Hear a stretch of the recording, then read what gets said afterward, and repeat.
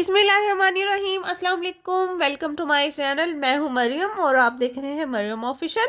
आज मैं आपके लिए लेकर आई हूं बीफ कीमा पुलाव की मज़ेदार सी रेसिपी। तो अगर आप मेरे चैनल पर नए हैं तो जाइए जल्दी से मेरे चैनल को सब्सक्राइब कर दें और साथ लगे बेल आइकन के बटन को भी प्रेस कर दें ताकि मेरी हर नई आने वाली वीडियो आपको सबसे पहले मिले। तो सबसे पहले लेंगे हम हाफ केजी बीफ कीमा, 2 ग्लास चावल को चुन के मैंने भिगो दिया है, टमाटर, हरी मिर्च, सूखा धनिया और लहसुन के ये 5-6 जवे और दालचीनी, 2 मीडियम साइज़ के प्याज। तो सबसे पहले अब हम कीमे को बॉईल करेंगे। कीमे को बॉईल करते वक्त मैंने इसमें 2 टेबलस्पून नमक ऐड कर दिया था। अब हम सूखा धनिया और लहसुन को अच्छी तरह से पीस लेंगे। लहसुन और सूखे धनिया को पीस के हमने तड़के में ऐड करना है। इससे बहुत ही मज़े की खुशबू आती है चावल में से। तो ये देखें, ये अच्छी तरह से पिस चुका है। अब हम इसे थोड़ा सा ग्लास में पानी लेंगे और इसमें 2 टेबलस्पून ये ऐड कर देंगे।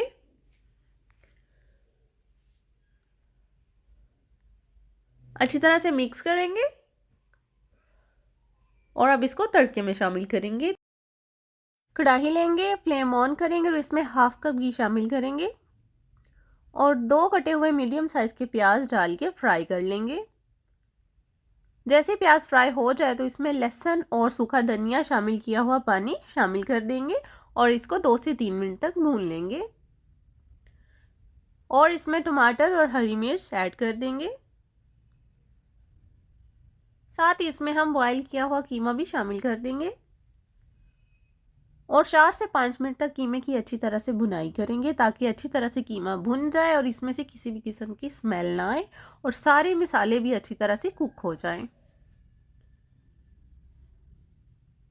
ढक के 3 से 4 मिनट तक पकाएंगे।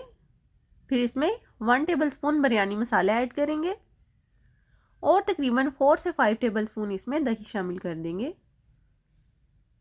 इसमें साथ ही हम ज़ीरा, दालचीनी और मोटी इलायची भी ऐड कर देंगे और अच्छी तरह से इसकी भुनाई करने के बाद इसमें 3 गिलास पानी शामिल करेंगे।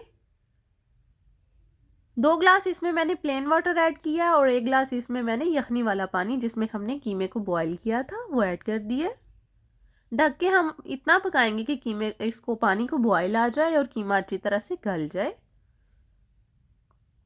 जैसे इसमें बॉयल आने लगे इसमें मैंने चावल शामिल कर दिए।